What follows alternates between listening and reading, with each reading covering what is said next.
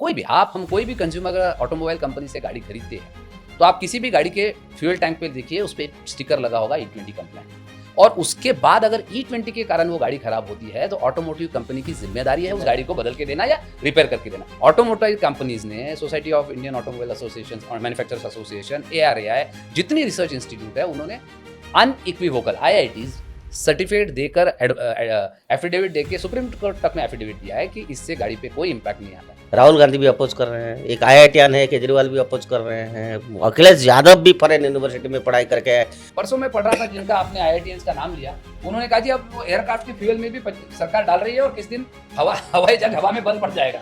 मतलब इतनी एब्सर्ड बात है, कोई पढ़ा लिखा आदमी ऐसी बात नहीं कर सकता।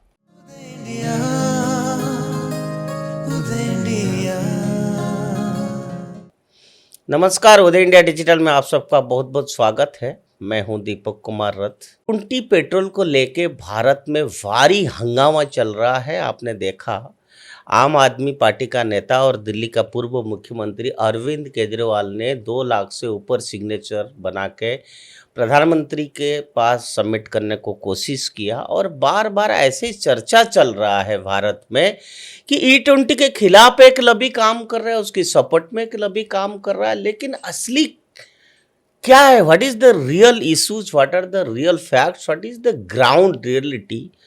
आज उदय इंडिया स्टूडियो में हमारे साथ ग्रीन एनर्जी में और इंफ्रास्ट्रक्चर डेवलपमेंट में एक काम करने वाला एक्टिव वैभव डांगे जी हमारे साथ है। वैभव जी, आपको उदय इंडिया में बहुत बहुत स्वागत है। वैभव जी, ये इशू जो आज पूरे जगह चर्चा चल रहा है, उसको लेके कंट्रोवर्सी भी हो रहा है, काउंटर आर्गुमेंट भी हो रहा है, यही बात बार बार आ रहा है। मैं आपसे ये जानना चाहता हूँ, क्योंकि आप ग्रीन एनर्जी को लेके इंडिया ही नहीं विश्व की अलग अलग कंट्री भी आपने ट्रैवल किया, आपने नेशनल इंटरनेशनल सेमिनार्स ने भी आपने बात किया, आपने अलग अलग कंपनी को भी रिप्रेजेंट किया, उसका आर्गुमेंट को आपने स्ट्रेंथन करने का कोशिश किया in favour of E20। But can you really elaborate me what are the advantage of E20 petrol in India? बिल्कुल दीपक जी, सबसे पहले तो बहुत बहुत धन्यवाद आपका, आपने मुझे इस विषय पर चर्चा के लिए यहाँ आमंत्रित किया। जैसा आपने कहा कि E20 के बारे में खास करके पिछले कुछ महीनों से हमारे देश में एक अलग वातावरण निर्मित करने का प्रयास हो रहा है। और मैं बहुत सोच समझ कर ये बात बोल रहा हूँ कि एक वातावरण बनाने का प्रयास हो रहा है। E20 ये फ्यूल में इथेनॉल ब्लेंडिंग को E20 कहा जाता है। और 20% ब्लेंडिंग इथेनॉल का जब फ्यूल में होता है तो उसको E20 फ्यूल कहा जाता है जी। बहुत प्रकार के मिसकंसेप्शन पिछले कुछ महीनों से हमारे देश में चल रहे हैं, क्योंकि जल्दबाजी में हमारे यहाँ E20 लाया गया, ये सबसे पहला मिसकंसेप्शन है। 2002 में सर्वप्रथम इस देश में लगभग 24 साल पहले जब माननीय अटल बिहारी वाजपेयी जी के नेतृत्व वाली सरकार इस देश में थी, उन्होंने बायोफ्यूल की पॉलिसी बनाने के लिए एक वर्किंग ग्रुप बनाया गया था। उस वर्किंग ग्रुप ने जगह जगह पर दुनिया भर में इन बातों का स्टडी किया और उसके आधार पर जैसे उस समय एक बड़ा डेलीगेशन ब्राज़ील गया था पेट्रोलियम मंत्री श्री नारायण नाइक जी के नेतृत्व में, और दुनिया भर में जो ब्लेंडिंग प्रोग्राम्स चल रहे हैं बायोफ्यूल्स के, उसको उन्होंने स्टडी किया और उसके आधार पर इस देश में बायोफ्यूल पॉलिसी पहली बार 2004 में अनाउंस हुई, जिसमें 2 प्रकार के फ्यूल्स पर काम करने का निर्धार हुआ। एक था बायोडीजल, जो नॉन एडिबल ऑयल सीड से ऑयल निकलता है, उससे डीजल बनता है, और दूसरा था इथेनॉल ब्लेंडिंग प्रोग्राम, जो प्राइमरीली उस समय दुनिया में केवल शुगर के जूस से जो शुगर बनती है, उसके बाद जो मोलासिस बचता है, उस मोलासिस से इथेनॉल बनता है जी। और इसलिए 24 साल से हमारे देश पे इस पे काम चल रहा है जी। और जब 2002 में इस पर वर्किंग ग्रुप बना, तब वो ब्राज़ील विजिट करने गया था, US विजिट करने गया था। और ब्राज़ील विजिट करने जाने के पीछे की भी एक कारण है। ब्राज़ील में ये प्रोग्राम पिछले 40 साल से चल रहा है इथेनॉल ब्लेंडिंग का, क्योंकि ब्राज़ील भी एक बहुत बड़ा ऐसा देश है जहाँ सबसे ज़्यादा शुगर केन प्रोडक्शन होता है, और इसलिए उन्होंने भी उस पर काफ़ी रिसर्च करके ये स्टडी किया। और इथेनॉल, ये व्हाट इज़ इथेनॉल? इथेनॉल ये प्योर अल्कोहल है, और अल्कोहल होने के कारण उसको व्हीकल्स में ट्रांसपोर्ट के लिए यूज़ किया जा सकता है। इस पे दुनिया भर की स्टडीज़ हुई, दुनिया भर के इंस्टीट्यूशंस ने स्टडीज़ किया और उसको यूज़ करना तय हुआ। और ये इथेनॉल ब्लेंडिंग क्यों करना 20%, 10%, what ever is the percentage decided at different countries, क्योंकि अगर 100% इथेनॉल पे व्हीकल चलनी है, जिसको E100 कहा जाता है, तो उसके लिए इंजन अकॉर्डिंगली बनाना पड़ता है। और एग्जिस्टिंग इंजिन्स को कितना परसेंट तक ब्लेंडिंग पॉसिबल है, उस पर भी दुनिया भर में स्टडी हुआ, हमारे देश में भी स्टडी हुआ। हमारे देश में बहुत सारी जो रिसर्च इंस्टीट्यूट है, जिसमें प्राइमरीली ARAI नाम की एक रिसर्च इंस्टीट्यूट है, जो automotive research association of India उसको कहते हैं, जो किसी भी व्हीकल की टाइप अप्रूवल से पहले कोई भी नया इंजन, नया फ्यूल, नई कार, उसकी सेफ्टी, ऐसी सब बातों को टेस्ट करके सर्टिफाई करते हैं, जिसके बाद में ही इस प्रकार का किसी भी प्रकार का निर्णय होता है। इसके साथ साथ इसकी निर्णय प्रक्रिया भी थोड़ी समझने की ज़रूरत है लोगों ने। हमारे देश में कहीं भी कोई भी फ्यूल या कोई भी व्हीकल या कोई भी ट्रांसपोर्ट रिलेटेड कानून अगर लागू होना है, तो उसकी एक कमिटी होती है, जिसमें अलग अलग मंत्रालयों के रिप्रेजेंटेटिव्स होते हैं। जैसे मैंने कहा, रिसर्च इंस्टीट्यूट के रिप्रेजेंटेटिव्स होते हैं, ARAI के, ऑटोमोटिव मैन्युफैक्चरिंग कंपनीज के भी रिप्रेजेंटेटिव्स होते हैं। भारत सरकार में फ्यूल और व्हीकल से संबंधित जितनी मंत्रालय है, चाहे वो हेवी इंडस्ट्री मिनिस्ट्री हो, चाहे पेट्रोलियम मिनिस्ट्री हो, चाहे ट्रांसपोर्ट मिनिस्ट्री हो, चाहे कंज्यूमर मिनिस्ट्री हो, ऐसे सब ISI स्टैंडर्डाइजेशन का डिपार्टमेंट होता है, उनके DG होते हैं। ऐसे रिप्रेजेंटेटिव्स की एक कमिटी होती है। कोई भी नई टेक्नोलॉजी, कोई भी नया फ्यूल, कोई भी नया स्टैंडर्ड जब डिस्कशन में आता है, तो उसके टेस्ट किए जाते हैं, उसको उस कमिटी के सामने रखा जाता है, और वो कमिटी निर्णय देती है, तब जाकर हमारे देश में कोई भी फ्यूल, कोई भी नई पद्धति लागू होती है। तो इसलिए ये सारी प्रक्रिया के बाद 2014 में हमारे देश में ब्लेंडिंग लागू हुआ। हमारे देश में 10% ब्लेंडिंग का निर्णय 2004 में ही हुआ था। इसलिए कई लोगों को ये गलत फहमी है कि ये अभी लागू हुआ, लेकिन क्योंकि उस समय हमारे पास इथेनॉल ब्लेंडिंग अवेलेबल नहीं था, तो हमारे देश में पॉलिसी निर्धारकों ने फेजेस में इसको लागू करने का निर्णय किया। क्योंकि हमारे देश में जो शुगर बनाने वाली फैक्ट्रीज है, जो शुगर बनाती है, चीनी बनाती है, उन चीनी मिलों को डिस्टिलरी एडिशनली लगानी पड़ती है, उसके बाद उसमें से मोलेसिस से इथेनॉल बनता है। तो इसलिए उसमें 4-5 साल की प्रक्रिया है, नए प्लांट्स लगे, फिर इथेनॉल बना।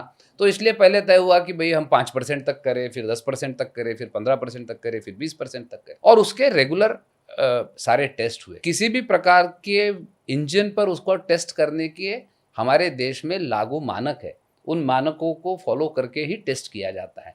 जैसे कोई भी इंजन पर वो फ्यूल लागू होता है कि नहीं होता, ये 70,000 किलोमीटर कम से कम उस इंजन को चला के देखा जाता है। तो इसकी सारी टेस्ट ARAI ने की है। इस प्रकार की जितनी एक हमारे देश के कानून के हिसाब से जितनी टेस्ट की आवश्यकता है, ऐसी सारी टेस्ट ARAI ने की है, और उसके आधार पर फिर ये ब्लेंडिंग का प्रोग्राम लागू हुआ। 2014 में देश में सरकार ने तय किया कि हम 2030 तक बढ़ाते बढ़ाते 20% इथेनॉल ब्लेंडिंग पे ले जाना है।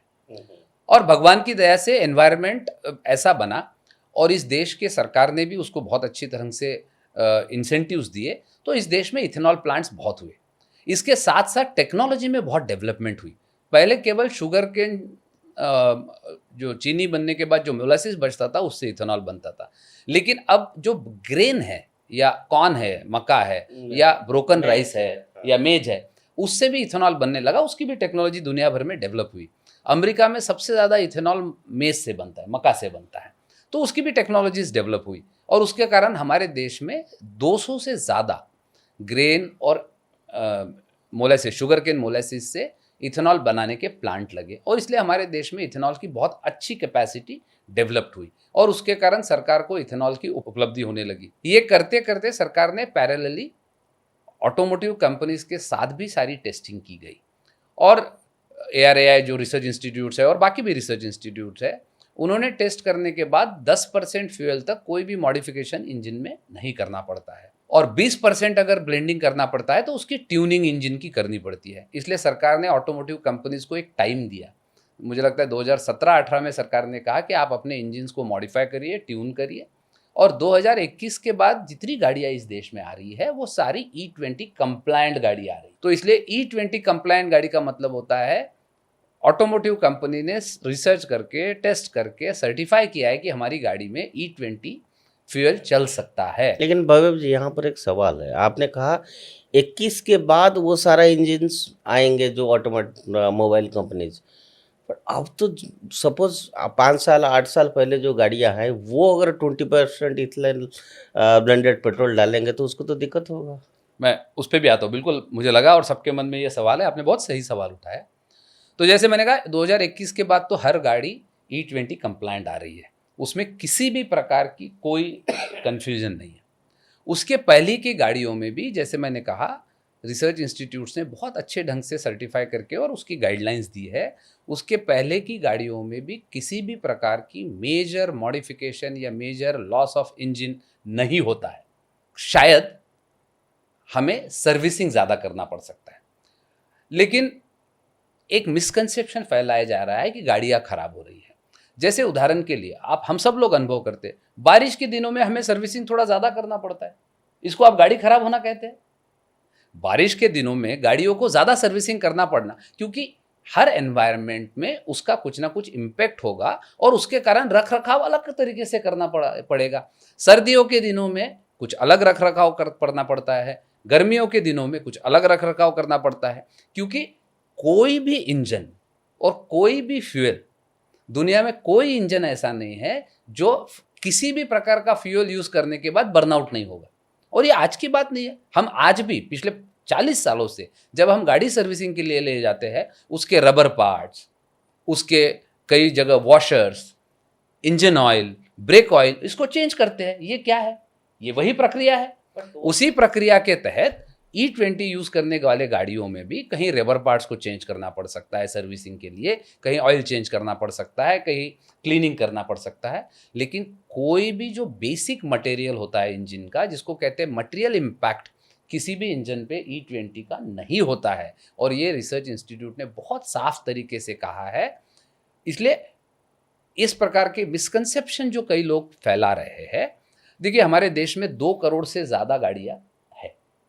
रोज 1,10,000, अगर मेरा नंबर गलत नहीं है तो 1,10,000 से ज़्यादा पेट्रोल पंप पर E20 पेट्रोल बिक रहा है पिछले कई सालों से। और आप मुझे बताइए 2 करोड़ में से अगर हमारे 2,000 गाड़ियों में अगर कोई चैलेंज आता है तो क्या आप उसको लॉजिकल परसेंटेज मानेंगे? नहीं।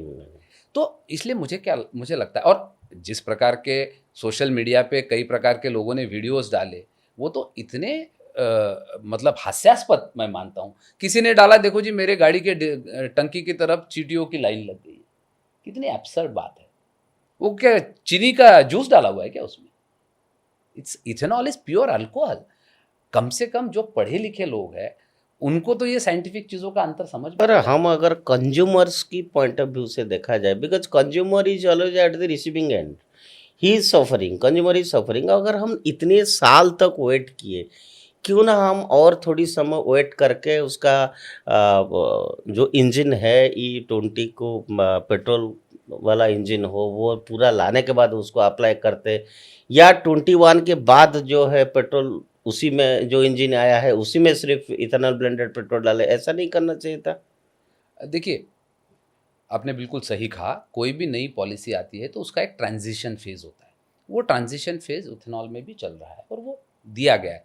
अब 2021 के बाद से E20 कंप्लायंट व्हीकल आके भी अब 5 साल हो चुके हैं। तो ट्रांजिशन, जैसे यूरो 4 से हम यूरो 6 गए इमिशन नॉर्म्स में, तो यूरो 4 से यूरो 6 जाते समय, क्योंकि यूरो 6 गाड़ियों में यूरो 6 फ्यूल ही चल सकता है, लेकिन यूरो 4 गाड़ियों में यूरो 4 फ्यूल भी चल सकता है, यूरो 6 भी चल सकता है। तो सरकार ने निर्णय करके सब जगह यूरो 6 फ्यूल कंपलसरी किया, क्योंकि अगर 4 गाड़ी भी यूरो 6 आ रही है तो उसको आपको यूरो 6 ही फ्यूल देना पड़ेगा। तो ये ट्रांजिशन का बहुत साइंटिफिक स्टडी होकर किसी भी प्रकार की ऐसी पॉलिसी लागू होते समय उसका एक एनालिसिस किया जाता है कि कितना इम्पैक्ट हो रहा है। अगर इम्पैक्ट मेजर है तो उस पॉलिसी को बिल्कुल नहीं लागू किया जाता, अगर इम्पैक्ट मिनिमल है, निग्लिजिबल है, तो उसको लागू किया जाता है। जैसे बार बार मैं कह रहा हूं कि अभी तक कोई भी ऐसा स्पेसिफिक रिपोर्ट किसी ने नहीं कहा है। जितने सोशल मीडिया पे गाड़ी खराब होने के दावे हैं उसमें से आधी तो गाड़ियां E20 कंप्लायंट गाड़ियां है जो पिछले 2 साल में आई हुई है। किसी ने अभी रिसेंटली एक वीडियो डाला, शायद बिहार से कोई इन्फ्लुएंसर थे, उन्होंने वीडियो डाला कि उनकी रिसेंट गाड़ी है, इनोवा की शायद टोयोटा की गाड़ी है जो हाइब्रिड गाड़ी है, और वो ख़राब हो गई और 40 लाख की गाड़ी उनकी ख़राब हो गई। टोयोटा कंपनी ने उनसे कहा कि आप हमें गाड़ी लाके दिखाइए, हम चेक करते हैं, अगर हमारे एंड पर गाड़ी कुछ खराब होती है तो उसकी जिम्मेदारी हमारी है। देखिए, ये भी एक मिसकंसेप्शन लोगों को फैलाया गया है। कोई गाड़ी हम मैं पूरा करता हूँ, कोई गाड़ी हम कोई भी आप हम कोई भी कंज्यूमर ऑटोमोबाइल कंपनी से गाड़ी खरीदते हैं तो आप किसी भी गाड़ी के फ्यूल टैंक पे देखिए, उस पर स्टिकर लगा होगा E20 कंप्लाइंट, और उसके बाद अगर E20 के कारण वो गाड़ी खराब होती है तो ऑटोमोटिव कंपनी की जिम्मेदारी है उस गाड़ी को बदल के देना या रिपेयर करके देना। तो इसलिए ऑटोमोटिव कंपनी जब जिम्मेदारी ले रही है E20 कंप्लाइंट की, तो उन्होंने कहा आप हमें लाके दिखाइए गाड़ी। तो फिर वो इधर उधर भागने लगे, हम गाड़ी नहीं लाएंगे, हम नहीं टेस्ट कराएंगे। फिर टोयोटा को फॉर्मल कंप्लेंट लॉन्च करना पड़ा, और टोयोटा ने उनको कंप्लेंट में लिखा कि अगर आप इस प्रकार से मिसकंसेप्शन फैलाएंगे तो हमें आपके खिलाफ FIR लिख करना पड़ेगा। फिर गाड़ी जबरदस्ती लाई गई, टेस्ट की गई, गाड़ी में कुछ नहीं हुआ था। हम सब लोग गाड़ियाँ इतने दिन से यूज़ कर रहे हैं दीपक जी, मुझे विश्वास है आप भी गाड़ी यूज़ कर रहे हैं, और पिछले 4 साल से उसमें भी E20 फ्यूल पड़ रहा है जी। जब तक सोशल मीडिया पे ये कैंपेन नहीं चला था, आप मेरे मन में से किसी के भी मन में भी आया था क्या कि हमारी गाड़ी खराब हो रही है? देखिए, इस देश में, और आपसे बेहतर ये कौन समझता है, सोशल मीडिया के पास जबरदस्त स्ट्रेंथ है फ्लो को, इंफॉर्मेशन को बढ़ाने की। लेकिन सोशल मीडिया की एक कमी भी है कि सोशल मीडिया में सब चीज़ें वेरीफाइड नहीं होती है, सब चीज़ें, क्योंकि जो इन्फ्लुएंसर है उसने जो कहा वो तुरंत लाखों लोगों तक पहुंच जाता है। अगर ऐसा नहीं होता तो इस देश में साइबर फ्रॉड नहीं होते। मुझे बताइए, पढ़े लिखे लोगों के साथ भी बैंकों के साइबर फ्रॉड होते हैं। क्यों होते हैं? क्योंकि हम किसी वीडियो को देखते हैं, रील को देखते हैं, उसमें जो कहा गया है उस पर विश्वास रखते हैं। 90% लोग उस नैरेटिव को सही मानकर आगे बढ़ते हैं। दूसरी रही बात कंज्यूमर के राइट की, बिल्कुल जैसे मैंने कहा, जो ऑटोमोबाइल कंपनी गाड़ी कंज्यूमर को बेच रही है, उसके गाड़ी में अगर किसी भी प्रकार की समस्या आती है तो इस देश में ज़रूरत पड़ने पर उतने कानून उपलब्ध है कि उस ऑटोमोटिव कंपनी को उस गाड़ी को अगर फ्यूल के कारण या इस किसी और कारण के कारण अगर गाड़ी खराब हो रही है तो ऑटोमोटिव कंपनी की जिम्मेदारी है उसकी गाड़ी को रिपेयर करके देना या बदली करके देना। तो इसलिए कंज्यूमर को कहीं उसमें उसको हाशिए पे रख दिया है या साइडलाइन कर दिया है, ऐसा नहीं है। तो मुझे लगता है कि इसके बारे में थोड़ा मिसकंसेप्शन ज़्यादा लोगों के मन में फैल गया है, और उसी मिसकंसेप्शन को और मल्टीप्लाई करने का प्रयास कई पॉलिटिकल लीडरशिप भी कर रही है, इन्फ्लुएंसर्स भी कर रहे हैं। वो क्या होता है ना कि जिस समय हवा में जब माहौल चल रहा होता है, जैसे आप तो ये जानते होंगे, जब IPL चलता है तो आपको सब जगह IPL सेंट्रिक ही बातें सुनने को मिलेगी, क्योंकि इन्फ्लुएंसर तो वही बातें बोलेंगे जो मार्केट में बिक रही है।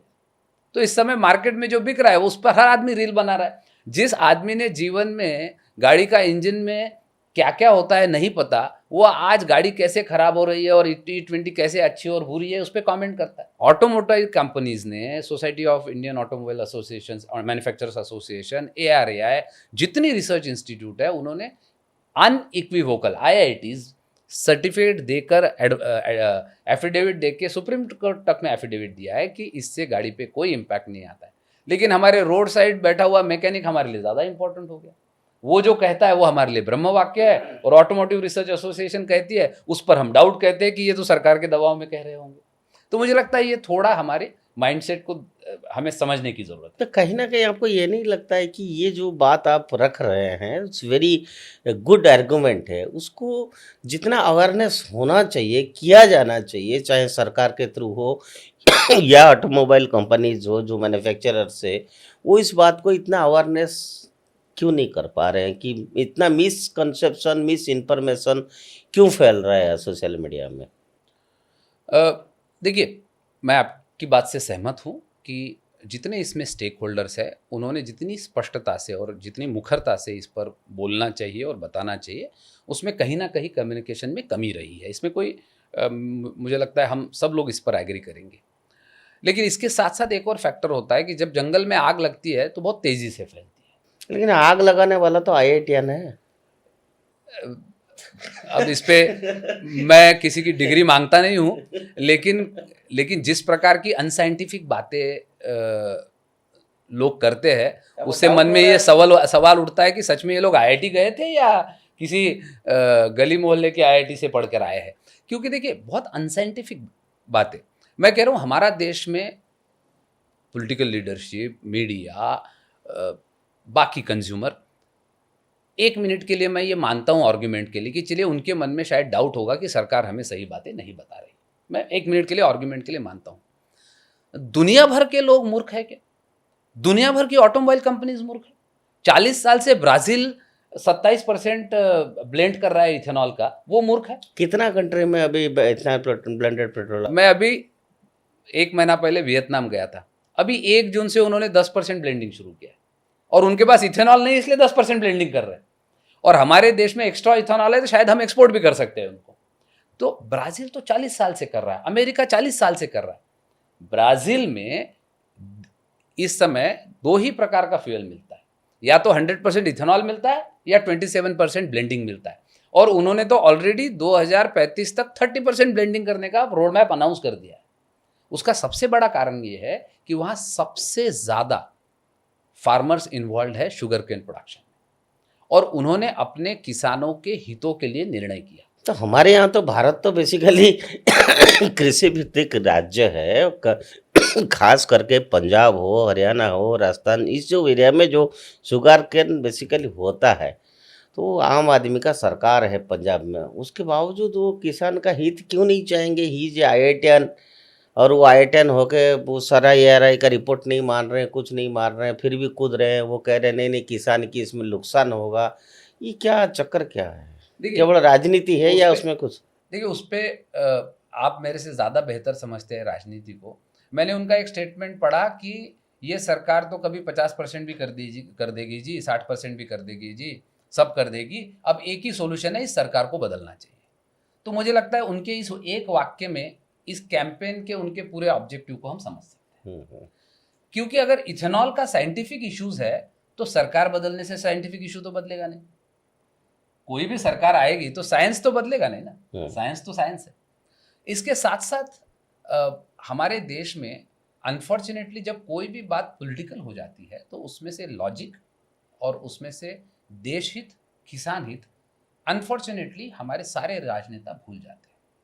देखिए, जैसे मैंने ब्राज़ील का उदाहरण बताया, they are the biggest sugar cane producers, इसलिए उन्होंने इथेनॉल लाया। उन्होंने सारे ऑटोमोटिव कंपनीज को कहा कि हमारे देश में अगर आपको गाड़ियाँ बेचनी है तो आपको इथेनॉल ट्यून्ड व्हीकल ही बेचनी पड़ेगी। उन्होंने फ्लेक्सी फ्यूल व्हीकल लाने की कंपलसरी की सारे ऑटोमोबाइल कंपनीज को। अच्छा, जो ऑटोमोबाइल कंपनी हमारे देश में गाड़ी बेच रही है, बना रही है, वही ऑटोमोबाइल कंपनी ब्राज़ील में भी गाड़ी बेच के बना के बेच रही है। वहाँ गाड़ी ठीक चल रही है, हमारे यहाँ खराब हो रही है इथेनॉल से।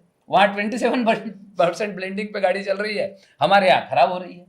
तो मुझे लगता है कि ये राजनीति ज़्यादा है। और मैं किसानों का हित बताता हूँ क्यों।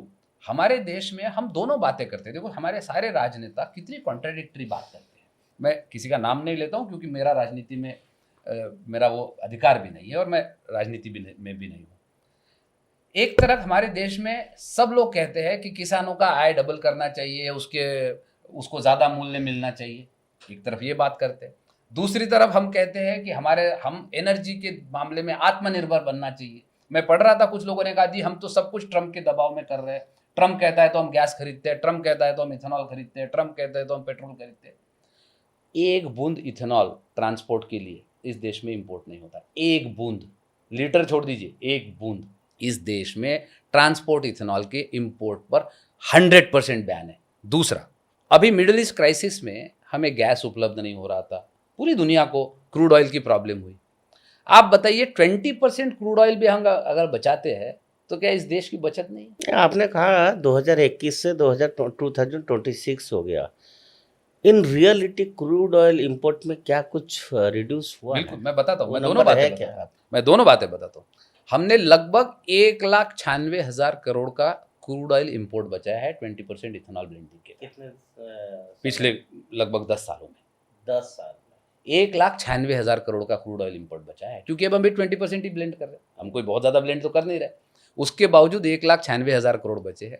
और उस 1,96,000 करोड़ में से लगभग 90,000 करोड़ हमारे किसानों के खाते में गए। क्यों? क्योंकि उन्हीं से हमने शुगर केन खरीदा, उसी से मोलेसिस बनाया, हमने कॉर्न खरीदा, मेज खरीदा। मैं आपको एक और छोटा सा एग्जाम्पल देता हूँ क्यों किसान की इस देश की कृषि अर्थनीति के लिए ये गेम चेंजर है।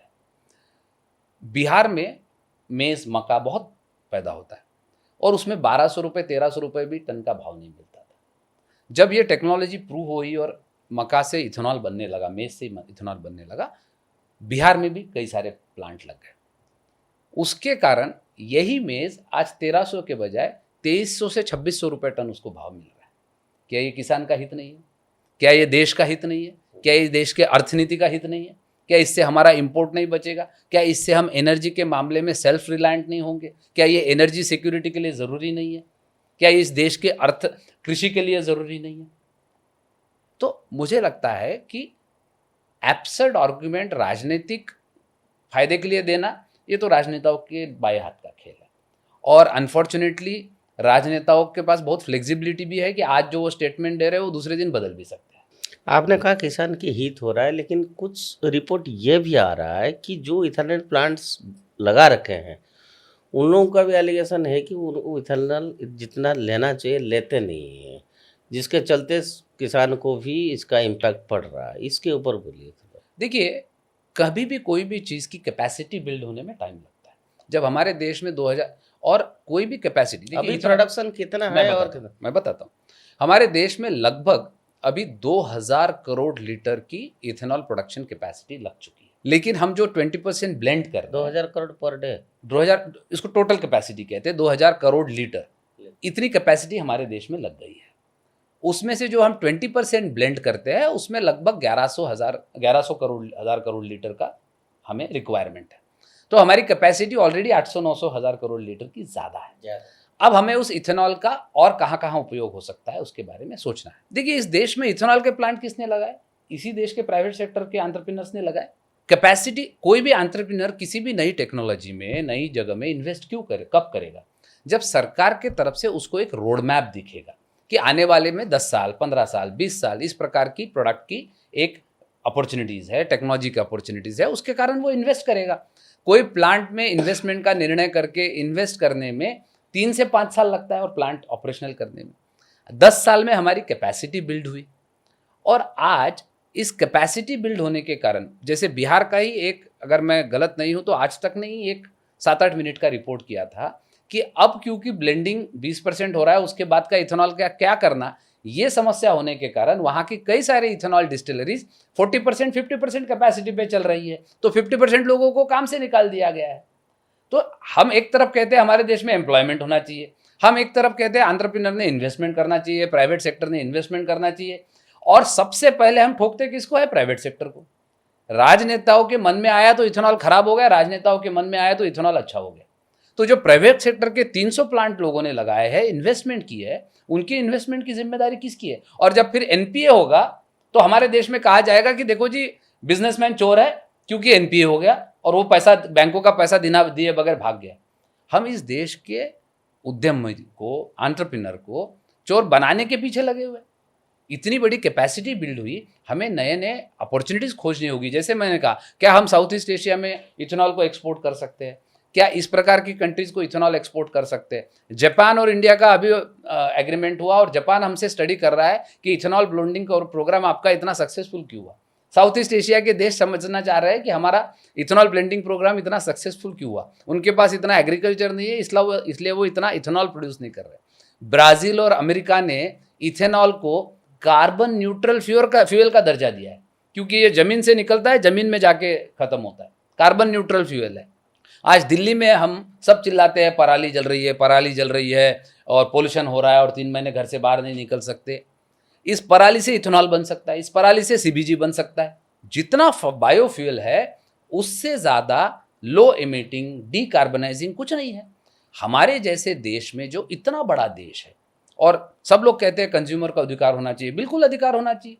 हमारा 140 करोड़ का लोग है, क्या आज कंज्यूमर को अधिकार नहीं है? वो डीजल व्हीकल खरीद सकता है, वो पेट्रोल व्हीकल खरीद सकता है, वो इलेक्ट्रिक व्हीकल खरीद सकता है, वो सीएनजी व्हीकल खरीद सकता है। पेट्रोल में भी वो चाहे तो E20 ब्लेंडेड पेट्रोल यूज़ कर सकता है, या वो हाई ऑक्टेन पेट्रोल यूज़ कर सकता है जिसमें 95-99% ऑक्टेन होता है, उसमें इथेनॉल नहीं होता है क्योंकि वो थोड़ा हाई परफॉर्मिंग पेट्रोल होता है। वो भी मार्केट में उपलब्ध है। हम पेट्रोल पंप पे जाते हैं तो हमारे पास हाई ऑक्टेन पेट्रोल अवेलेबल है। और जो लोग ये कंप्लेंट कर रहे हैं मेरी 50 लाख की, 40 लाख की, 60 लाख की गाड़ी खराब हुई, वो जाकर चेक करे, उनकी 60 लाख की, 1 करोड़ की गाड़ी के मैनुअल में लिखा होता है कि हाई ऑक्टेन पेट्रोल डालिए। तो मुझे लगता है कि इसमें भ्रम फैलाने का ऑब्जेक्टिव ज़्यादा है। जब आपका ऑब्जेक्टिव ही है कि किसी को गलत कहना है, तो मुझे लगता है उसी दिशा में हर आदमी आज बोल रहा है। उसमें तथ्य कम है, आर्ग्यूमेंट ज़्यादा है। और जैसा आपने कहा कि जैसे वकीलों को ट्रेनिंग दी जाती है कि दोनों तरफ से आप तबला डग्गा बजा सकते हो, वैसे पॉलिटिशियन किसी चीज़ को अच्छा भी कह सकते हैं, बुरा भी कह सकते हैं, और उसके लिए 100 एब्सर्ड आर्ग्यूमेंट दे सकते हैं। नहीं, ये इतना अच्छा बात है, आपने कहा हम एक्सपोर्ट भी कर सकते हैं। बिल्कुल कर सकते हैं। और ministry of petroleum and natural gas भी भारत की कई स्टेट्स में भी इथेनॉल प्लांट लगाया है। उसकी क्या स्थिति, कितना स्टेक गवर्नमेंट का है, कितना प्राइवेट प्लेयर की स्टेक है इसमें इथेनॉल मैन्युफैक्चरिंग में? देखिए, जो इथेनॉल के 2-3 प्रकार के इथेनॉल हमारे देश में बनते हैं। एक जो फर्स्ट जनरेशन इथेनॉल जिसको कहते हैं, जो प्राइमरली शुगर केन मोलासिस या शुगर केन जूस से मोलासिस बन के सीधा इथेनॉल बनता है, या ग्रेन से बनता है, मेज़ हो, ब्रोकन राइस हो। अब ये भी एक बहुत अच्छी कहानी है। हमारे एफसीआई गोडाउन्स में ह्यूमन कंजम्पशन के लिए बैन किया गया इतना अनाज सड़ता है, उस सड़े हुए अनाज से इथेनॉल बन सकता है। तो हमने सरकार से रिक्वेस्ट की, सरकार ने उसकी पॉलिसी बनाई, उसका ऑक्शन होता है, वो सड़ा हुआ अनाज खरीद के लोग इथेनॉल बना रहे। तो वेस्ट टू वेल्थ है। और उस इथेनॉल से, लेकिन कई सारी जिसको सेकंड जनरेशन इथेनॉल कहते हैं, जो बाम्बू से बनता है या बायोवेस्ट से बनता है या पराली से बनता है, उसकी टेक्नोलॉजी थोड़ी अभी कॉस्ट इफेक्टिव नहीं है। उस पर कई एक्सपेरिमेंट करने की ज़रूरत है। इसलिए उसमें भारत सरकार के इंडियन ऑयल ने पानीपत में 2G इथेनॉल का एक प्लांट लगाया, ताकि वो टेक्नोलॉजी हम नॉर्मलाइज कर सके, जो सस्ती हो सके, और ताकि प्राइवेट सेक्टर भी उसमें इन्वेस्ट कर सके। सिमिलरली बाम्बू से इथेनॉल बनाने का एक प्लांट नुमालीगढ़ रिफाइनरी ने आसाम में लगाया है, जिसमें बाम्बू से 2G टेक्नोलॉजी से इथेनॉल बनने की प्रक्रिया है। देखिए, इस देश में हम सब बातें कहते हैं कि हमारे देश में हम चाहते हैं पोल्यूशन कम हो, हमारे देश में हम चाहते हैं मैं emission उसी कम पे हो। आ रहा था कि इसका एनवायरमेंट इम्पैक्ट क्या रहेगा क्लाइमेट चेंज के लिए। आज पूरा वर्ल्ड में एवरीबॉडी इज शाउटिंग, इसका एनवायरमेंट में कितना वो इम्पैक्ट पड़ेगा? जैसे मैंने कहा कि हमने 2 लाख करोड़ का फ्यूल बचाया, हमने 90,000 करोड़ से ज़्यादा किसानों को दिया इथेनॉल के कारण, और इस देश में लगभग हमने पिछले 10 साल में जो एमिशन कार्बन फुटप्रिंट बचाया है, एमिशन बचाया है, वो लगभग 1 साल के पोल्यूशन के बराबर बचाया है। और इस बात पर कोई चर्चा नहीं करना चाहता। आप देखिए, हमारे देश में जैसे मैंने कहा, हम चाहते हैं कि पोल्यूशन कम हो, एमिशन कम हो, एम्प्लॉयमेंट जनरेट हो, प्राइवेट सेक्टर हमारे देश में इन्वेस्ट करे। लेकिन ये सब करते समय हम चाहते हैं कि हमें जो मन में आएगा वही हम कहेंगे। मुझे याद है, शायद आपको भी याद होगा, 99 में सुप्रीम कोर्ट ने दिल्ली में CNG कमर्शियल गाड़ियों को कंपलसरी लागू किया था, और ये सुप्रीम कोर्ट का ऑर्डर था, इसलिए कोई उसका विरोध नहीं कर पाया। और मैं आपको बिल्कुल दावे के साथ कहता हूँ, आप 99 के उस समय के अखबार निकालिए, उस समय सोशल मीडिया नहीं था। इसी प्रकार के आर्गुमेंट अगले 2 साल तक चले थे, क्योंकि एग्जिस्टिंग गाड़ियों को किट लगानी पड़ी थी CNG में कन्वर्ट करने के लिए। तो सारी कमर्शियल व्हीकल्स को CNG में कन्वर्ट करने के लिए किट लगाई गई, और किट लगाने के बाद सारे ऑटोमोबाइल कंपनीज ने कहा कि साहब, आपने एक एक्सटर्नल किट लगाई है, अब हमारी वारंटी काम नहीं करेगी। और एक्सटर्नल किट लगाने के कारण सब लोगों ने उस समय कहा कि देखो जी, मेरा तो पिकअप कम हो गया, देखो जी, मेरा माइलेज कम हो गया, किसी का आग भी लग गया, किसी का आग लग गया, सिलेंडर जल गया, ये सब हुआ, ये सब घटनाएं हुई। लेकिन वो टेक्नोलॉजी की इवोल्यूशन की एक प्रोसेस थी। सुप्रीम कोर्ट के ऑर्डर के कारण सरकार ने सख्ती से उसको लागू किया। अगले 2-3 साल में सारी ऑटोमोबाइल कंपनीज ने इनबिल्ट CNG गाड़ियां निकाली, तो किट लगाने की आवश्यकता कम हो गई, तो सेफ्टी और रिस्क कम हो गई। CNG के जो चैलेंजेस यूज करने के बाद समझ आए, उसके कारण गाड़ियां इंप्रूव हुई, टेक्नोलॉजी इंप्रूव हुई। आज पूरी दिल्ली में अगर ये CNG उस समय सख्ती से लागू नहीं होता, तो आप और हम बैठ के सांस नहीं ले पाते दिल्ली में। तो कई बार कुछ चीजें लॉन्ग टर्म हित को देखते हुए सरकार को सख्ती से लागू करने पड़े, और ये बिल्कुल सही है कि कंज्यूमर को चॉइस है। तो आज भी कंज्यूमर को चॉइस है, तब भी कंज्यूमर को चॉइस था, लेकिन कई बार लार्जर हितों को देखते हुए सरकार को इसकी निर्णय करने पड़ते हैं, और टेक्नोलॉजी इवॉल्व करने के लिए सरकार को पहल करनी पड़ती है। और ये केवल इथेनॉल का मुद्दा नहीं है, ये लार्जर बायोफ्यूल और बायो एनर्जी सेक्टर को देखने की आवश्यकता है।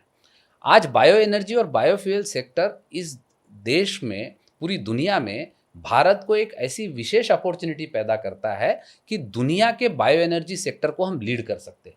जितना एग्रीकल्चर वेस्ट हमारे देश में होता है कहीं नहीं होता है, जितना म्युनिसिपल सॉलिड वेस्ट हमारे शहरों में होता है। स्वीडन की कैपिटल है स्टॉकहोम। स्टॉकहोम में जितना सीवेज इकट्ठा होता है शहर का, उस सीवेज से कॉम्प्रेस बायोगैस बनाकर, मीथेन बनाकर स्टॉकहोम शहर की सारी बसें चलती है। और कॉम्प्रेस बायोगैस या मीथेन यानी सीएनजी, जिसको हम सीएनजी कहते हैं। तो हमारे देश में दिल्ली हो, मुंबई हो, चेन्नई हो, हैदराबाद हो, बैंगलोर हो, हर शहर में म्युनिसिपल सॉलिड वेस्ट की प्रॉब्लम है। क्या उसका उपयोग करके हम सीबीएजी बनाएं या इथेनॉल बनाएं और उसको यूज करें गाड़ी में, तो देश का हित नहीं है। सरकार ने बहुत अभिनंदनीय कदम सरकार ने उठाया। सरकार ने एक यूनिफाइड कॉम्प्रेस बायोगैस की स्कीम गोवर्धन नाम से लॉन्च की। आपको पता है हम देश में लगभग 1,20,000 करोड़ का गैस इंपोर्ट कर रहे हैं। और अगर हमारे देश में हम सीबीजी बनाते हैं सारे वेस्ट से, चाहे वो एग्री वेस्ट हो, चाहे म्युनिसिपल सॉलिड वेस्ट हो, चाहे राइस स्ट्रॉ हो, जिन जिन एग्री वेस्ट से हम बनाते हैं, या इवन जो शुगर फैक्ट्रीज का प्रेसमेड होता है उससे भी बायोगैस बनता है, और बहुत नेचुरल प्रोसेस है, एनारोबिक डाइजेशन उसको कहते हैं। अगर हम बनाते हैं तो हमारे गैस बिल को हम 50% कम कर सकते हैं। अब ये करना चाहिए कि नहीं करना चाहिए, ये भी हमें ब्लेंड करना पड़ेगा गैस में। लेकिन केमिकल कंपोजिशन में कॉम्प्रेस बायोगैस का मतलब होता है क्लीन सीएनजी। केमिकल को पॉलिटिक्स नहीं समझ में आती, केमिकल को पार्टी नहीं समझ में आती, केमिकल को किसको क्या लगता है समझ में नहीं आता है। केमिकल कॉम्पोजिशन होता है, गैस गैस होता है, इथेनॉल अल्कोहल होता है। तो मुझे लगता है कि हम बहुत एब्सर्ड बातें करना हमारे यहाँ मजा आता है। ये वैभव जी, राहुल गांधी इतने सारे यूनिवर्सिटीज़ में जाते हैं, इतने पढ़े लिखे हैं, बाहर फॉरेन यूनिवर्सिटी में पढ़े हैं, राहुल गांधी भी अपोज कर रहे हैं, एक IITian है केजरीवाल भी अपोज कर रहे हैं, अखिलेश यादव भी फॉरेन यूनिवर्सिटी में पढ़ाई करके है। हम तो ये नहीं कह सकते हैं कि भाई उस जनरेशन का लोग हो, लालू यादव या मुलायम सिंह यादव अपोज करता हो तो बात समझ में आता है। बट ये लोग जो फॉरेन एजुकेटेड है, इतने अच्छे पढ़े लिखे हैं, इनको एनवायरनमेंट की, क्लाइमेट चेंज की खूब समझ है और देश को ग्रीन एनर्जी चाहिए, तो ये मतलब आपको क्या लग रहा है ये कि नहीं, मैं तो भगवान से आभार व्यक्त करता हूँ कि मैं फॉरेन यूनिवर्सिटी में नहीं पढ़ने के लिए गया। कम से कम मैं लॉजिकल बातें और देश हित की बातें समझने का प्रयास करते रहता हूँ।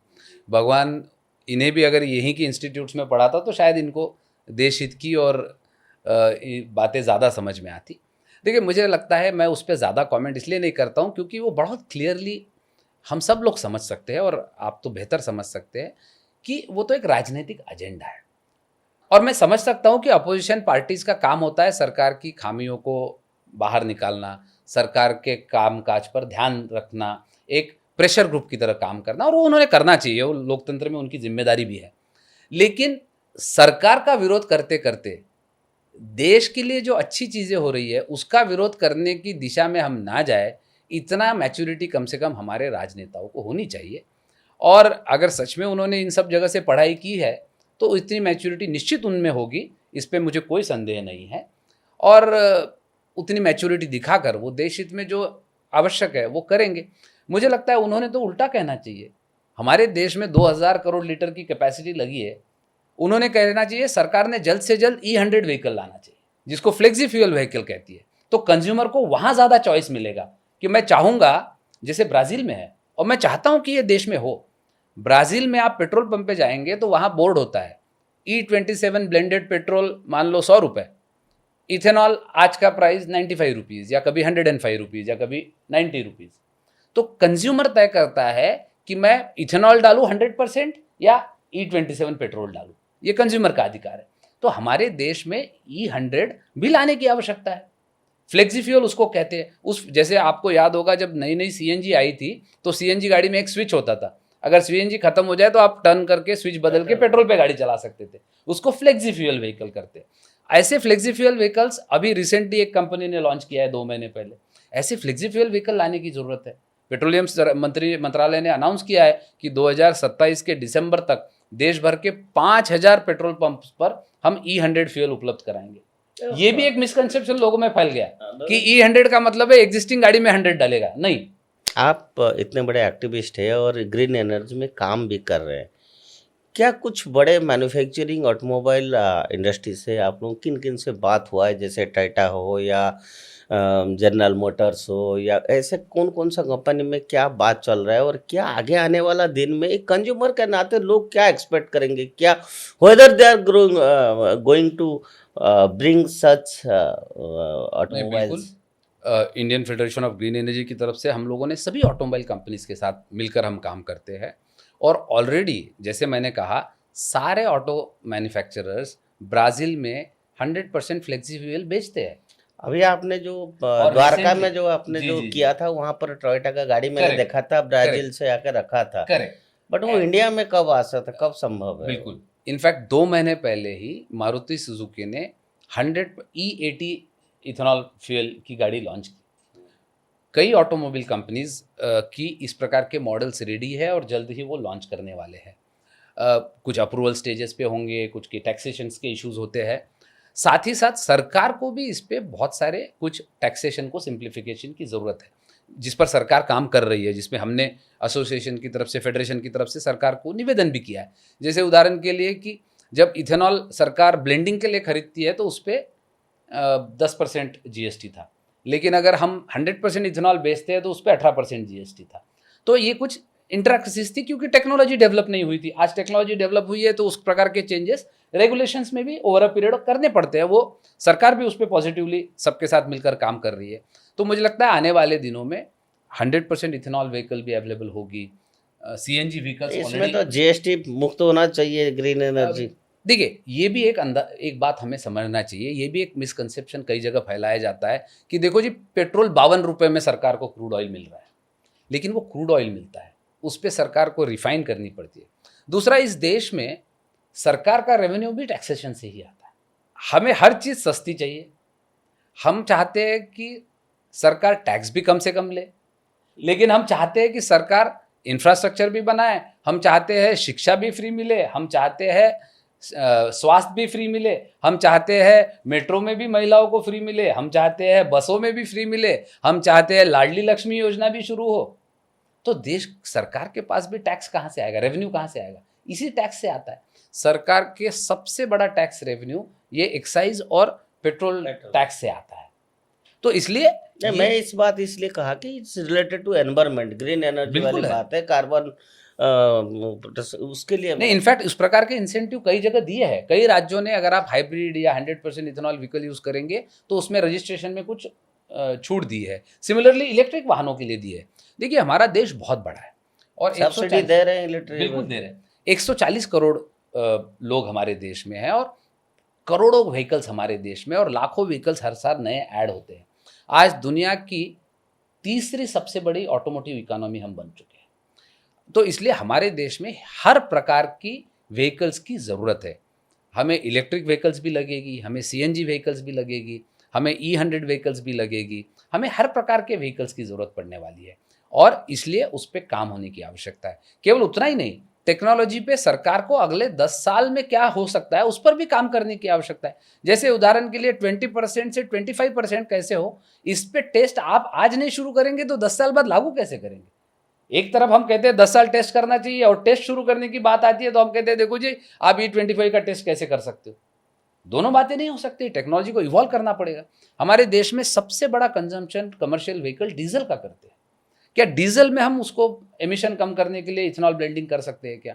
क्योंकि इथेनॉल डीजल में ब्लेंड नहीं होता, तो उस पर कुछ प्रक्रिया करनी पड़ेगी, उससे आइसोब्यूटेनॉल बढ़ाना पड़ेगा। आइसोब्यूटेनॉल अगर हम 7 से 10% डीजल में ब्लेंड करते हैं तो 10% भी अगर हमारा डीजल कंजम्पशन कम होता है तो एमिशंस कम होंगे, इम्पोर्ट कम होगा। तो ये सारे एक्सपेरिमेंट देश में करने पड़ेंगे। आज दुनिया भर में, परसों मैं पढ़ रहा था, जिनका आपने IITians का नाम लिया, उन्होंने कहा जी अब वो एयरक्राफ्ट के फ्यूल में भी सरकार डाल रही है और किस दिन हवाई जहाज हवा में बंद पड़ जाएगा। मतलब इतनी एब्सर्ड बातें, कोई पढ़ा लिखा आदमी ऐसी बात नहीं कर सकता। मुझे पता नहीं लोग पढ़ते हैं नहीं पढ़ते। सस्टेनेबल एविएशन फ्यूल पर पूरी दुनिया में पिछले 15 साल से रिसर्च चल रहा है। इंटरनेशनल एविएशन अथॉरिटीज ने सस्टेनेबल एविएशन फ्यूल ब्लेंड करने का निर्णय लिया है। 2030 तक 5% सस्टेनेबल एविएशन फ्यूल ब्लेंड करने का निर्णय लिया है। हमारे देश में 7 साल पहले एक हवाई जहाज कंपनी का देहरादून से दिल्ली का फ्लाइट 100% इथेनॉल पे चल के दिखाया है। गया है। Indian petroleum research institute Dehradun के साथ मिलकर उन्होंने टेस्ट कराया है। तो ऐसा नहीं इस देश में हवा में बातें चल रही है। सस्टेनेबल एविएशन फ्यूल ये सबसे बड़ा कंट्रीब्यूटर है एमिशंस पे, एविएशन फ्यूल। इसलिए सस्टेनेबल एविएशन फ्यूल पे दुनिया काम कर रही है। इंटरनेशनल अथॉरिटीज तय कर रही है कि हम कम से कम 5% 2030 तक ब्लेंड करेंगे। वो हमारे लिए अपॉर्चुनिटी है, देश के लिए। हमारे देश का इथेनॉल यूज करके क्या हम सस्टेनेबल एविएशन फ्यूल बना सकते हैं? हमारे किसान का कोई बायो वेस्ट यूज करके, एग्रीकल्चर वेस्ट यूज करके हम सस्टेनेबल एविएशन फ्यूल बना सकते हैं। दुनिया भर की कंपनीज मरीन फ्यूल के लिए इथेनॉल को टेस्ट कर रही है। ब्राजील ने उसमें लीड ली है और दुनिया भर की शिपिंग कंपनीज के साथ वो काम कर रही है। क्या हम इस अपॉर्चुनिटी को टैप कर सकते हैं कि हमारे देश के किसान ने बनाया हुआ फ्यूल हम मरीन फ्यूल करके बेच सकते हैं? तो ये सब एक्सपेरिमेंट हमारे देश में करने पड़ेंगे। और हम एक तरफ कहते हैं कि हमारे देश में इनोवेशन नहीं हो रहा है, और एक्सपेरिमेंट करने के समय हम कहते हैं नहीं जी हमारे देश में एक्सपेरिमेंट नहीं हो रहा है। जी कुछ इन्फ्लुएंसर या सोशल मीडिया में कहा गया कि फ्यूल इकोनॉमी उसमें घटता है और उसको इंजन के ऊपर इम्पैक्ट पड़ता है इथेनॉल ब्लेंडेड। इसको थोड़ा क्लैरिफाई कर दीजिए ना कंज्यूमर्स के लिए। मैं बिल्कुल बताता हूँ। देखिए, कोई भी फ्यूल का परफॉर्मेंस एक जैसा हो नहीं सकता। ये तो पर आप मान रहे कि मैं उस पर आता हूँ, मैं बहुत डिटेल आपको उसमें बताता हूँ। कोई भी फ्यूल का परफॉर्मेंस एक जैसा नहीं होता है। इसलिए अगर आप कहेंगे कि मैं एप्पल ऑरेंज से कंपेयर कर रहा हूँ तो वो कंपेरेबल नहीं है। ऑटोमोटिव रिसर्च एसोसिएशन ने बहुत कैटेगोरिकली कहा है, क्योंकि इथेनॉल ब्लेंड करने से थोड़ा बहुत इम्पैक्ट आएगा तो 2 से 5% का माइलेज का इम्पैक्ट आ सकता है। उन्होंने ये नहीं कहा है आएगा, आ सकता है। और हो सकता है उतना इम्पैक्ट गाड़ी पर आए, क्योंकि रिसर्च इंस्टीट्यूट खुद सर्टिफाई करके कह रही है। अच्छा, ऐसा भी कि नहीं कि वो छुपा के कह रहे हैं। 2014 से उन्होंने, सरकार ने अनाउंस किया है कि हम इथेनॉल ब्लेंडिंग लागू कर रहे हैं, डिस्क्लोज किया है कि हो सकता है उतना इम्पैक्ट गाड़ी पे आए। लेकिन जैसे मैंने कहा 2 करोड़ देश में गाड़ियां हैं, आपको सैंपल साइज भी तो बराबर लेना पड़ेगा ना। 10% गाड़ियों पे तो इम्पैक्ट आना चाहिए, 20 लाख गाड़ियों में भी तो इम्पैक्ट दिखना चाहिए। दूसरा, जैसे आप कह रहे हैं कि E20 से कोई असर हो रहा है कि नहीं हो रहा है, सरकार प्रूव करे, वैसे कहीं ना कहीं ये भी तो आप साइजेबल नंबर से प्रूव करेंगे ना कि ये इम्पैक्ट केवल इथेनॉल के कारण हो रहा है। इसका इन्फ्रेंस किसने निकाला? हमारे पॉलिटिकल पार्टी लीडर्स तय हो गए, साइंटिस्ट बन गए ये तय करने के लिए कि इसका इम्पैक्ट इथेनॉल से कारण हो रहा है। रिसर्च एसोसिएशंस का ये भी कहना है कि 15% माइलेज का इम्पैक्ट ड्राइवर के बिहेवियर और ट्रैफिक की सिचुएशन के कारण भी आता है। तो गाड़ी अगर दिल्ली में चल रही है और अगर मेरा माइलेज घटता है, वो इथेनॉल के कारण घटा कि ट्रैफिक जाम से घटा, ये कौन तय करेगा? सवाल यह था कि इथेनॉल के चलते घटेगा कि नहीं। आपने बताया कि 5% 2 से 5% घटने की संभावना है, केवल इतना ऑटोमोटिव कंपनी ने कहा है। और इसका इंजन की जो उस पर कोई बिल्कुल असर नहीं पड़ता। जैसे मैंने कहा, ऐसा रिपोर्ट आया भी है, बिल्कुल आया है। There is no material impact on engine. जैसे कोई भी फ्यूल यूज करने से सर्विसिंग के समय हमें रबर पार्ट्स कभी कभी चेंज करने पड़ते हैं। अच्छा, वो हर फ्यूल में चेंज करने पड़ते हैं, ऐसे नहीं कि केवल इथेनॉल में। तो रबर पार्ट हो सकता है कि किसी गाड़ी में आपको 6 महीने में, किसी गाड़ी में 2 साल में, किसी गाड़ी में 1 साल में, उसकी यूसेज, मॉइस्चर, इन सब चीज़ों का इम्पैक्ट पेट्रोल में भी आता है, डीजल में भी आता है। आपको शायद याद होगा 25 साल पहले डीजल की गाड़ियाँ जो लोग यूज़ करते थे वो पहाड़ों पे लेके नहीं जाते थे, क्योंकि पहाड़ों पे ले जाने के कारण पहले उसको इंजन को हीट करना पड़ता था, तब गाड़ी स्टार्ट होती थी। और गाड़ी में तब एम्बेसडर और फियाट गाड़ी में, डीजल गाड़ी में एक हीटर आता था, वो हीटर 2 मिनट जगा के रखना पड़ता था, फिर गाड़ी स्टार्ट होती थी। अब उसको आप क्या कहेंगे? टेक्नोलॉजीज इवॉल्व होती है, उस इवॉल्व होने के कारण गाड़ियों में इस प्रकार के चेंजेस होते रहते हैं, और वह आने वाले दिनों में ऑटोमोबाइल कंपनीज करते रहती है। और जब ऑटोमोबाइल कंपनी खुद दावे के साथ कह रही है कि हमारे गाड़ी पे E20 का कोई असर नहीं आता, फिर भी हम कह रहे नहीं आता है। तो ये गवर्नमेंट ने जो स्ट्रांगली इस डिफेंड किया है E20 को, उसमें थोड़ा सा कंज्यूमर्स को इंटरेस्ट को गवर्नमेंट क्या रखा है?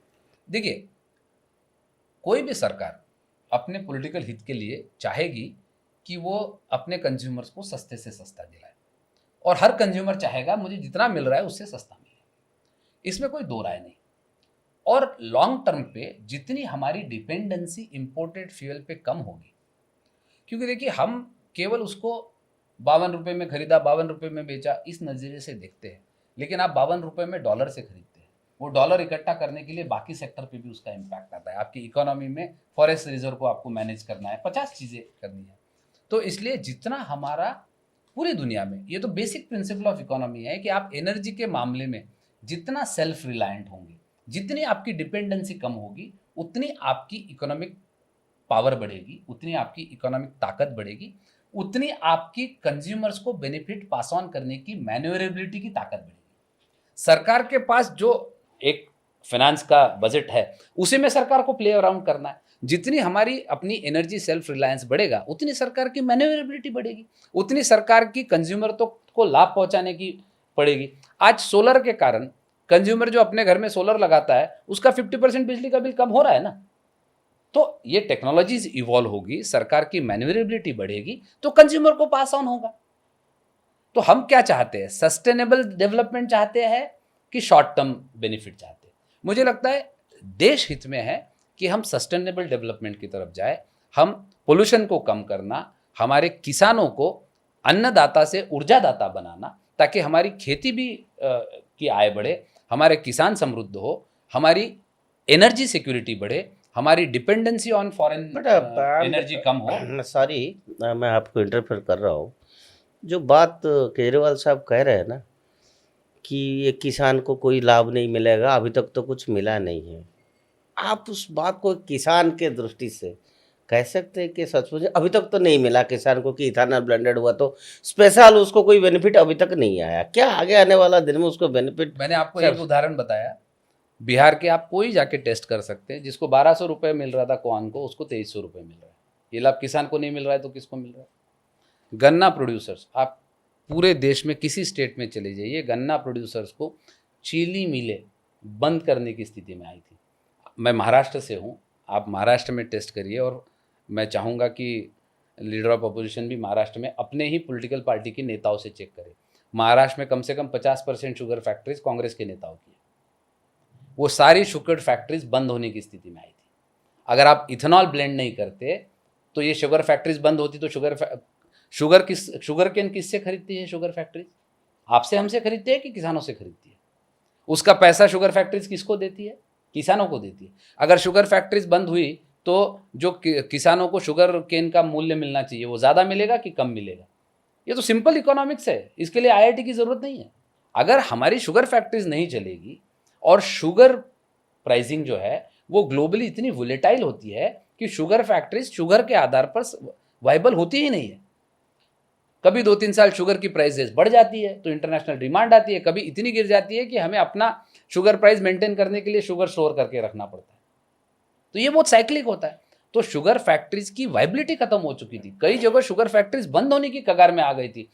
बिहार के कैंपेन में किसी पॉलिटिकल लीडर ने बहुत रेगुलरली कहा कि बिहार की शुगर फैक्ट्री बंद हो गई, सरकार शुगर फैक्ट्री शुरू करे। कहाँ से शुरू करेंगे?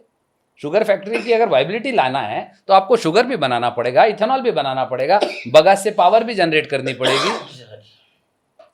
ये सब बातें करने के लिए तो मुझे लगता है किसी भी प्रकार का किसी भी बिजनेस का एक इकोनॉमिक्स बिठाने में, उसका एक रेवेन्यू मॉडल बिठाने में मल्टीपल फैक्टर्स होते हैं।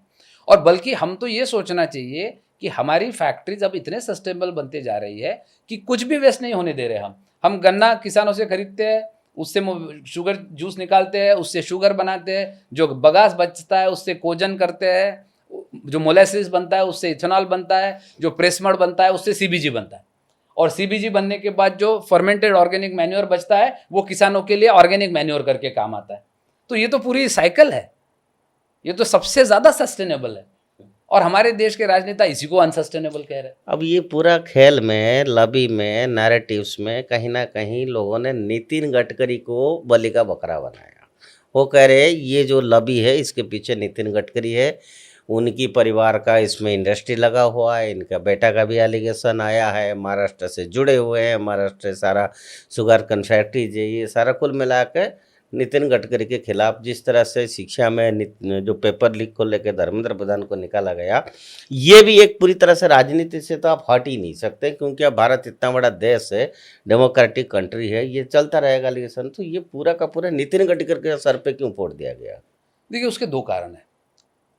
2002 से लगातार, और आज से नहीं, पिछले लगभग 30 साल से गडकरी जी लगातार बायोफ्यूल्स की और बायो एनर्जी की बात करते आ रहे हैं, और बहुत मुखरता से करते आ रहे हैं। पर अब तो देश के लिए अच्छा है। मैं इसलिए उसी पे आता हूँ। इस देश में बहुत कम ऐसे राजनेता है जो राजनीतिक लाभ या नुकसान इसकी चिंता किए बगैर, जो उन्हें ठीक लगता है, जो इनोवेटिव आइडियाज़ लगती है, उस पे बहुत मुखरता से कहते हैं। और केवल बायो एनर्जी या बायोफ्यूल या इथेनॉल पे नहीं, नितिन गडकरी जी ने बहुत लगातार ऐसे कई मुद्दों पर बहुत मुखरता से कहा है। इस देश में सबसे ज़्यादा इलेक्ट्रिक व्हीकल्स को अगर किसी ने पुश किया है तो नितिन गडकरी जी ने पुश किया है। तो जब इथेनॉल इनका इंटरेस्ट है तो ईवी क्यों वो पुश कर रहे हैं? वो भी इथेनॉल ब्रांडेड गाड़ी चलाते हैं मेरे ख्याल से। नहीं, मैं कह रहा हूँ अगर इलेक्ट्रिक व्हीकल्स वो सबसे ज़्यादा पुश कर रहे हैं पिछले 10 साल से, तो फिर इथेनॉल अगर उनका इंटरेस्ट है तो वो इलेक्ट्रिक व्हीकल क्यों पुश कर रहे हैं? फिर तो उन्होंने केवल इथेनॉल व्हीकल पुश करनी चाहिए। वो लगातार हमेशा बहुत पॉजिटिव बातें केवल इलेक्ट्रिक व्हीकल या बायोफ्यूल्स को लेकर नहीं, तो बहुत इनोवेटिव तरीके से। इस देश में 2 करोड़ के आसपास रिक्शा पुलर्स थे, जो आदमी आदमी को खींचता था। उसमें बदलाव लाने के लिए ई रिक्शा उन्होंने लाई। ई रिक्शा तो इथेनॉल से नहीं है, वो फिर उसका भी बीच में एक बार एलिगेशन हुआ था कि ई रिक्शा वो बना रहे करके। तो इसलिए देखिए, मुझे लगता है राजनीतिक एलिगेशंस का तो कोई हमारे देश में डेमोक्रेसी के कारण कौन क्या बोले उस पर रुकावट नहीं रख सकती है। और आज से नहीं, महाराष्ट्र में जैसे मैंने कहा ना, इस देश में जितनी शुगर फैक्ट्रीज है, मैं दावे के साथ कहता हूँ उसमें से 50% महाराष्ट्र, कर्नाटक, गुजरात, उसमें कांग्रेस नेताओं की है। 50% है। 2000 करोड़ लीटर का अगर इथेनॉल देश में बन रहा है तो शायद ही गडकरी जी का 0.1% बनता होगा। और आज की फैक्ट्रीज नहीं है, शुगर फैक्ट्री इस देश में 30 साल से है। अच्छा, राजनेता करके उन्होंने डिस्क्लोज किया है पहले से। तो इसलिए देखिए, मुझे राजनीति करना है तो मैं कुछ भी आरोप लगा सकता हूं। दूसरा, इस देश में 2004 में ब्लेंडिंग का निर्णय हुआ था। 2004 से लेकर 14 तक कोई ब्लेंडिंग नहीं हुआ। इस पे भी तो सवाल पूछा जाना चाहिए, क्यों नहीं हुआ? क्यों शुगर फैक्ट्रीज की हालत खराब थी? क्यों इथेनॉल के बाद शुगर फैक्ट्रीज दोबारा काम पे आई है? मैं दावे के साथ कह सकता हूं, आप अपनी टीम किसी भी शुगर फैक्ट्री में भेजिए, महाराष्ट्र में भेजिए, कर्नाटक में भेजिए, पश्चिम उत्तर प्रदेश में भेजिए, वहाँ पे काम करने वाले लोगों से पूछिए, किसानों से पूछिए, इथेनॉल के कारण इस देश के शुगर केन और इसकी पूरी कृषि अर्थव्यवस्था को एक नई उभार मिली है और पेट्रोल इंपोर्ट पे इम्पैक्ट आया है। तो अब ऑब्वियसली उसके कारण कई लोगों को दर्द हुआ होगा, दुख हुआ होगा। आप जानते ही है कि कई पॉलिटिकल पार्टीज को पेट्रोल इंपोर्ट के कूपन्स मिलते थे। उस पर मुझे ज़्यादा कहने की आवश्यकता नहीं। उन्हीं पॉलिटिकल पार्टीज के नेताओं ने अपनी जीवनी में लिखा है कि पेट्रोल के कूपन कैसे मिलते थे। तो इसलिए पेट्रोल इंपोर्ट बहुत लोगों का इंटरेस्ट है और स्वाभाविक रूप से उनको उस पर दुख तो हुआ होगा। तो इसलिए उससे ज़्यादा मैं कुछ कहना नहीं चाहूँगा। राजनीति अपनी जगह है, राजनीतिक नेताओं का काम है राजनीति करना, लेकिन मुझे लगता है इस देश में सस्टेनेबल डेवलपमेंट के लिए, डीकार्बनाइजेशन के लिए, देश के किसानों के हित में बायो एनर्जी और बायोफ्यूल इस देश का फ्यूचर है, दुनिया का फ्यूचर है। पिछले 5 साल में यूरोप में, पूरे यूरोप में 2000 से ज़्यादा वेस्ट बेस्ट सीबीजी प्लांट्स लगे हैं। पूरी दुनिया बायो एनर्जी की तरफ जा रही है और हम उस पर सवाल उठा रहे हैं। बट मुझे लगता है कि ये एक प्रक्रिया है। कोई भी नई चीज़ें आती है जो लोगों को समझ में नहीं आती है तो लोग पहले उसको विरोध करते हैं, फिर उसके बारे में कन्फ्यूजन फैलाने का प्रयास करते हैं, क्योंकि कन्विंस नहीं कर सकते हैं। इसलिए पहले लोग विरोध करते हैं, फिर कन्फ्यूजन करते हैं और फिर धीरे धीरे एक्सेप्ट करते हैं। तो मुझे लगता है आने वाले दिनों में इथेनॉल, बायो एनर्जी, बायोफ्यूल, ऐसे सभी बातों को इस देश की जनता बहुत समझदार है, लॉन्ग टर्म में इसको हित समझेगी और इस देश के हित में इसको बढ़ाना बहुत ज़रूरी है। अंतिम सवाल है, अभी जो नरेंद्र मोदी जी ने कैबिनेट में गोवर्धन वो जो बायो नेचुरल गैस स्कीम्स लाए हैं, उसको थोड़ा एलाबोरेट कर दीजिए कि ये सीबीजी प्लांट कौन कौन लगा सकता है, इसका इम्पैक्ट फार्मर्स में क्या होगा, इंपोर्ट्स में, गैस इंपोर्ट्स में क्या इम्पैक्ट पड़ेगा, whether it is really good for the nation, Govardhan scheme. अभी भारत सरकार ने, कैबिनेट ने यूनिफाइड कॉम्प्रेस्ड बायोगैस स्कीम, जिसको गोवर्धन स्कीम कहते हैं, उसको अनुमति दी है, सहमति दी है और इस देश में सीबीजी को आगे बढ़ाने में ये बहुत मील का पत्थर ये स्कीम साबित होने वाली है। कॉम्प्रेस्ड बायोगैस क्या है?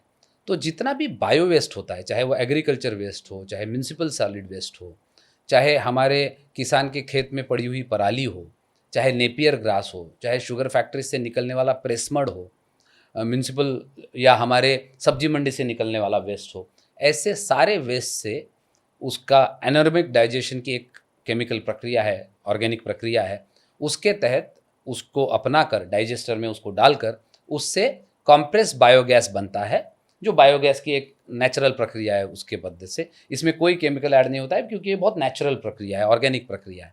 उस बायोगैस को प्यूरिफाई करके सीएनजी में कन्वर्ट किया जाता है, और वो ट्रांसपोर्ट के लिए पीएनजी, जैसे हमारी पाइप नेचुरल गैस है, उसमें कहीं भी यूज़ हो सकती है। हमारे देश में, जैसे मैंने शुरुआत में भी कहा, 1,20,000 करोड़ रुपए का हम गैस इंपोर्ट करते हैं। अगर हमारे देश में 5,000 प्लांट अगर सीबीजी के लगते हैं, तो हम लगभग 50% अपना गैस रिक्वायरमेंट सीबीजी से पूरा कर सकता है। और इसमें दोनों फायदे हैं, एक तरफ हम हमारा गैस इंपोर्ट बचाएंगे और दूसरी तरफ हमारे वेस्ट का हम उपयोग करेंगे। आज हमारे हर सिटी में, हर टाउन में वेस्ट की समस्या है। म्यूनिसिपल साइड वेस्ट के कचरों के पहाड़ लग रहे हैं। अगर हम उसको ठीक से यूटिलाइज करते हैं, या इंडस्ट्रियल जैसे प्रेस मड है, या हमारे किसानों के जो पराली की बात आती है जलाने की बार बार, इन सब का उपयोग करके हम बायोगैस बना सकते हैं। ऑलरेडी देश में 200 से ज़्यादा ऐसे प्लांट लग चुके हैं, और जिससे हम गैस बना रहे हैं। इसके साथ साथ सरकार ने एक बहुत अच्छी पहल की है। सरकार ने सीडी सर्कल्स, जिसको कहते हैं गैस डिस्ट्रीब्यूशन नेटवर्क, बनाने के लिए गेल जो है वो पूरे देश में गैस ग्रिड बना रहा है, और हर एरिया में, हर डिस्ट्रिक्ट में गैस डिस्ट्रीब्यूशन सर्कल्स डिज़ाइन करके कई प्राइवेट सेक्टर को, गवर्नमेंट कंपनीज को वो काम दिया है, जहां वो पूरा पाइपलाइन नेटवर्क खड़ा कर रहे हैं, जिससे वो पाइप नेचुरल गैस भी घरों में देंगे, जिसके कारण हमारी सब्सिडी बच जाएगी गैस की, जिसके कारण कंज्यूमर को गैस सस्ते में मिलेगा। आज पाइप नेचुरल गैस सिलेंडर के मुकाबले बहुत सस्ता है, तो वो सब चीज़ें उसको उपलब्ध होगी। फिर सीएनजी डिस्ट्रीब्यूशन होगा जगह जगह पे, तो उसके कारण गाड़ी में हम सीएनजी यूज़ कर सकते हैं, जो थोड़ा क्लीनर और ग्लीनर फ्यूल है, क्योंकि गैस ये किसी भी क्रूड ऑयल से बहुत ज़्यादा क्लीन माना जाता है। तो वो पूरा नेटवर्क देश में खड़ा हो रहा है। तो ये जितने प्लांट लगेंगे उसमें तैयार होने वाला गैस एक स्पेसिफिक स्पेसिफिकेशन, हर जिले में ये हर तहसील में लग सकता है, हर गांव में लग सकता है। और केवल देश भर के गैस नेटवर्क में केवल इंजेक्ट करना ये तो एक पार्ट है, लेकिन कई जगह पे, जैसे कुछ कंपनी जो है वो अभी भी सीबीजी बना रही है, और कैस्केड्स में वो बड़े बड़े रेस्टोरेंट्स को गैस सप्लाई कर रही है।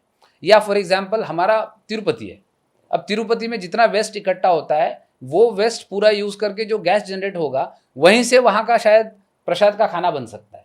तो ऐसे लोकलाइज से लेकर देश भर के लिए इसमें बहुत पोटेंशियल है। वो गैस हमारे देश का इंपोर्ट उससे कम हो सकता है, वेस्ट मैनेजमेंट हो सकता है, वो क्लीनर है, ग्लीनर है, डीकार्बनाइजेशन में इसमें हमें बहुत लाभ मिलेगा, एमिशन कम करना, पोल्यूशन कम करना, इसमें हमें बहुत लाभ मिलेगा। इसलिए मुझे लगता है कि पिछले 4 महीने से जिस प्रकार के इथेनॉल और उसकी कंट्रोवर्सी चल रही है, उसके बावजूद सरकार ने देश हित में बढ़कर इस प्रकार का पॉलिसी अनाउंस करना और उसको पुश करना, उसके लिए 23,000 करोड़ से ज़्यादा का आवंटन करना बजट में, मुझे लगता है ये एक बहुत बड़ा और बहुत स्ट्रांग कदम है, देश हित में है, और आने वाले दिनों में हमारे क्लीनर और ग्रीनर एनर्जी की तरफ जाने के लिए ये एक मील का पत्थर साबित होगा। धन्यवाद वैभव जी।